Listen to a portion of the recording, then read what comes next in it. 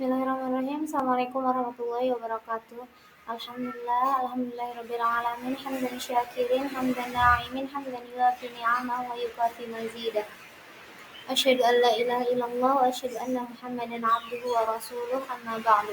Pertama-tama saya ucapkan banyak terima kasih kepada dosen pengampu mata kuliah Ushul At-Tarbiyah, yakni Bapak Haji Ahmad Musyafa LCMPDI, yang memperkenankan mahasiswa dan mahasiswinya untuk memaparkan atau mempresentasikan salah satu materi pada mata kuliah Ushul At-Tarbiyah. Selanjutnya, saya perkenalkan, nama saya Sri Tuti Alawiyah. Saya dari kelas B20 semester 2, yang insya Allah pada kali ini akan memaparkan salah satu materi yang berjudul Dasar Pokok Ushul At-Tarbiyah. Berangkat dari kata usul at-tarbiyah, usul itu berarti dasar, tarbiyah itu yang berarti pendidikan, khususnya pendidikan Islam. Mungkin maksud tarbiyah Islamiyah, pendidikan Islam itu pendidikan yang bukan berdasarkan hawa nafsu ataupun ideologi-ideologi yang cenderung bertentangan atau tidak sesuai dengan syariat. Akan tetapi esensi dari pendidikan Islam yaitu berdasarkan atau berlandaskan dari sumber-sumber dan hukum-hukum yang jelas, hukum-hukum yang sesuai atau sejalan dengan ketentuan Allah Subhanahu wa taala, sehingga dapat merealisasikan tujuan dari agama Islam itu sendiri, seperti itu. Yakni mempunyai 4 usul atau 4 sumber seperti itu. Yang pertama itu Al-Quran, yang kedua As-Sunnah, yang ketiga Sirah sahabat, yang keempat kesungguhan para ulama muslim. Yang pertama kita akan membahas tentang Al-Quran. Menurut definisi, Al-Quran adalah kalam Allah yang diturunkan kepada Nabi Muhammad SAW melalui malaikat Jibril berbahasa Arab, dan Al-Quran ini dapat dijadikan sebagai petunjuk, dan ini tertuang pada Quran Surat Al-Isra ayat 9. Selanjutnya Al-Quran itu sebagai petunjuk itu terdiri dari 3 bentuk. Yang pertama akidah dan kepercayaan yang harus diikuti oleh manusia. Ini lebih cenderung kepada mengajarkan siapa Tuhan kita, siapa Nabi kita, apa kitab kita, dan kemana kita harus menghadap atau mengarahkan ketika kita beribadah, seperti itu. Jadi ini lebih cenderung kepada hablum minallah. Dan yang kedua tentang akhlak yang harus dilakukan manusia dalam menjalankan kehidupan sehari-hari. Ini lebih cenderung kepada hablum minannas. Dan yang ketiga ini syariat dan hukum yang harus diikuti oleh manusia yang berhubungan dengan Tuhan dan sesamanya, yakni hablum minallah dan hablum minannas. Ini lebih cenderung kepada keseimbangan, seperti itu, yang telah diatur sesuai syariat atau sesuai hukum-hukum. Nah, di sini ada beberapa ayat-ayat Al-Quran tentang pendidikan. Di sini ada tentang pendidik, tentang peserta didik, tentang tujuan pendidikan, selebihnya metode pendidikan, lalu selanjut kewajiban belajar mengajar. Di sini saya akan memberikan satu ayat tentang pendidik, yakni tentang bagaimana pendidik disebut seorang pendidik, seperti itu. Nah, di sini akan saya bacakan Quran surat An-Nahl ayat 43 sampai 44 yang berbunyi Qala Allah Ta'ala wa ma arsalna min qablika illa rijalan nuhi ilaihim fas'alu ahla dzikri in kuntum la ta'lamun. Bil bayyinati waz zubur wa anzalna ilaika dzikra litubayyana lin-nasi ma nuzila ilaihim wa la'allahum yatafakkarun. Yang artinya, dan kami tidak mengutus sebelum kamu kecuali orang-orang lelaki yang kami beri wahyu kepada mereka. Maka bertanyalah kepada orang yang mempunyai pengetahuan jika kamu tidak mengetahui.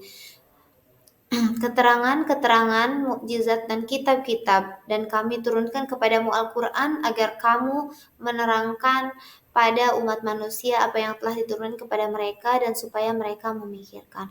Nah, ayat ini menjelaskan tentang bagaimana jika kita tidak mengetahui atau jika kita sebagai pembelajar apa yang harus kita lakukan, yaitu bertanya kepada ahlul ilmi atau orang-orang yang lebih berilmu, orang-orang yang lebih mengetahui seperti kita. Orang-orang yang lebih mengetahui, maksudnya orang-orang yang lebih mengetahui daripada apa yang tidak kita ketahui seperti itu. Jadi dapat dikatakan pendidik atau guru seperti itu.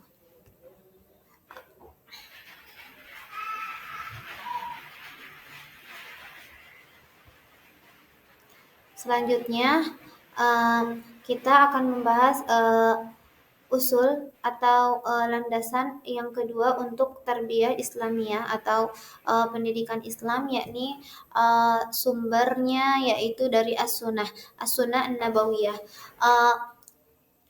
Dari definisi as-sunnah atau hadis, yaitu artinya dapat diartikan itu sebagai perkataan, perbuatan dan ketetapan Rasulullah Shallallahu Alaihi Wasallam.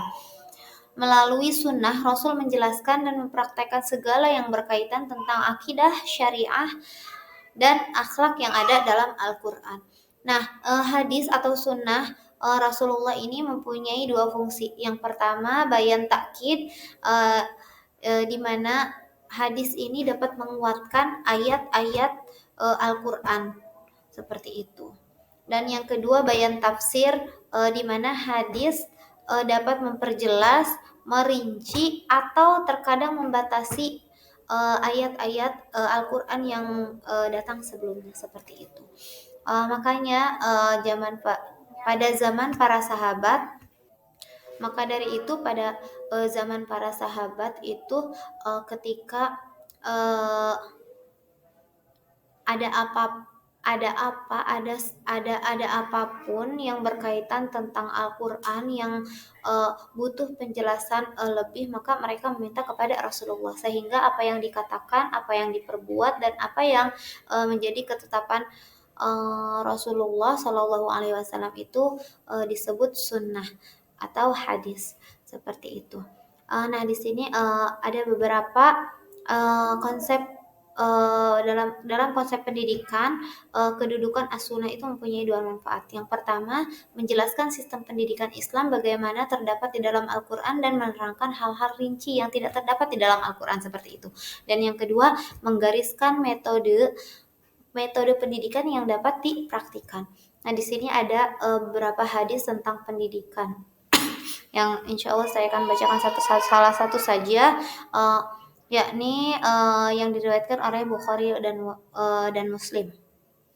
Man arada dunya fa alaihi bil ilmi wa man arada al akhirah fa alaihi bil ilmi wa man aradahuma fa alaihi bil ilmi.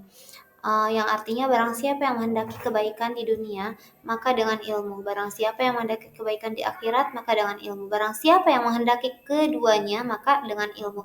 Jadi orang yang berilmu insya Allah akan mendapatkan kebaikan di dunia dan di akhirat. Selanjutnya ada sirah dan asar sahabat. Pada masa kekhalifahan Abu Bakar, Umar, Utsman, dan Ali saat itu mengalami perkembangan sehingga sumber hukum selain Al-Quran dan As-Sunnah juga digunakan asar. Asar yaitu perkataan, perbuatan, dan sikap para sahabat. Asar dapat dijadikan sebagai pegangan karena Allah Subhanahu wa taala berfirman pada Quran surat At-Taubah ayat 100 yang artinya, hai orang-orang yang beriman, bertakwalah kepada Allah dan hendaklah kamu bersama orang-orang yang benar. Maksud dari orang yang benar pada ayat itu adalah para sahabat Nabi Muhammad Shallallahu Alaihi Wasallam. Selanjutnya yang terakhir adalah kesungguhan para ulama. Berawal dari kata ra'yu, pemikiran manusia atau pola pikir masyarakat dan dunia akan selalu dan terus mengalami perkembangan dan perubahan. Baik pola pikir maupun perilakunya akan terus berubah dari zaman ke zaman. Mungkin dari tuntutan masyarakat ataupun sebagainya. Maka dari itu, Dasar hukum yang membolehkan menggunakan pemikiran manusia atau ra'yun adalah sebuah hadis percakapan Rasulullah SAW dengan Mu'adz bin Jabal. Ketika itu Mu'adz akan diutus ke Yaman. Rasulullah bersabda, "Hai Mu'adz, jika engkau diminta memutuskan perkara, dengan apakah engkau memutuskannya?" Mu'adz menjawab, "Dengan kitab Allah, Al-Quran, ya Rasulullah." Maka Rasulullah pun bersabda, "Jika engkau tidak mendapatinya dalam Al-Quran itu," kata Mu'adz, "dengan sunnah Rasulullah." Rasulullah bersabda kembali, "Jika engkau tidak mendapati di situ sunnah Rasulullah," Mu'adz menjawab, "Saya berijtihad dengan pendapatku dan tidak akan kembali." Nah, maka atas dasar itulah maka ra'yu yang meliputi ijtihad, maslahah mursalah, dan urf atau adat kebiasaan masyarakat ini diperbolehkan. Akan tetapi dengan syarat tidak menyalahi syariat-syariat yang telah ditetapkan dalam agama Islam seperti itu.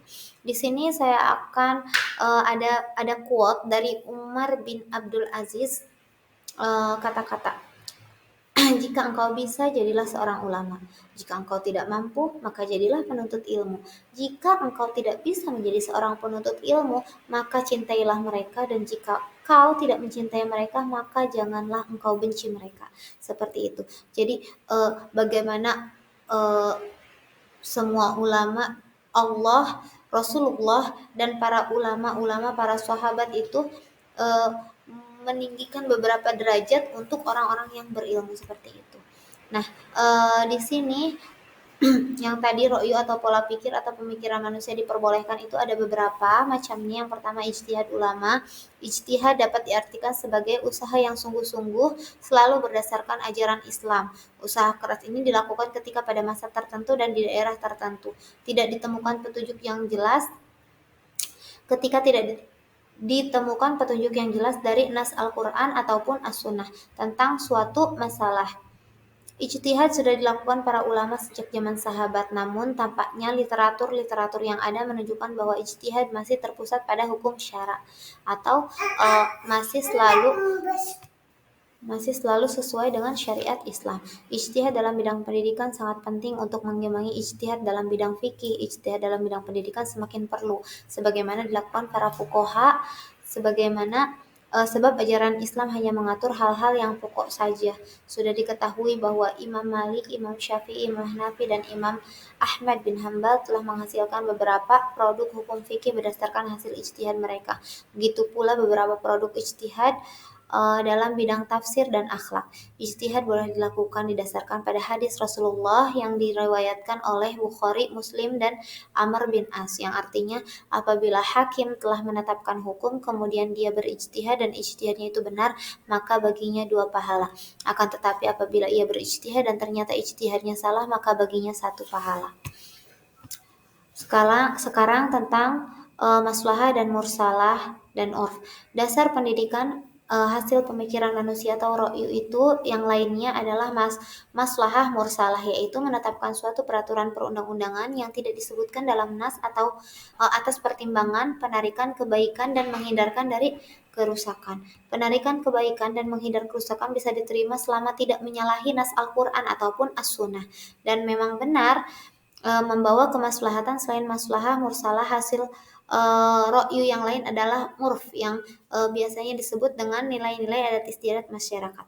Urf juga dapat diartikan sebagai sesuatu yang tertanam dalam jiwa berupa hal-hal yang berulang kali dilakukan secara rasional menurut tabiat yang sehat. Maslahah mursalah dan urf dapat dijadikan asas pendidikan selama tidak bertentangan dengan Al-Quran dan Sunnah. Poinnya itu semua dapat tentang ro'yu atau ijtihad para ulama, maslahah mursalah, dan urf itu dapat dijadikan asas pendidikan Islam selama tidak bertentangan dengan nas Al-Quran dan Sunnah seperti itu. Terima kasih atas perkenan waktunya Bapak. Mungkin kurang dan lebihnya saya mohon maaf karena memang saya baru belajar. Dan saya akhiri, usikum wa nafsi bitaqwallah. Assalamualaikum warahmatullahi wabarakatuh.